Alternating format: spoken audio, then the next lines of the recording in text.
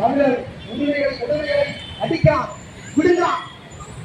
அந்த துணிகளை இன்றைக்கு ஒட்டஞ்சத்திரத்தில் சரவணனை வெளிமாநிலத்தில் கொலைகளை முடித்த கும்பல் அடித்து கொள்ளலாம்.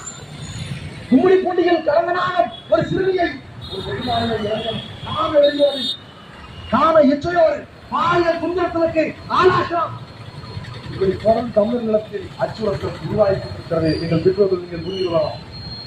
நாங்கள் சீமான் தம்பிகளும் இப்படியே என்று பேசிக் கொண்டிருக்க மாட்டோம். தமிழ்நாடு அரசு உடனடியாக அவர்களின் வருகையை கட்டுப்படுத்தணும். இன்னர்களின் பொருளத்தை நடைமுறைப்படுத்தணும். இல்லை நாங்கள் இதை கண்டுகொள்ள மாட்டோம்.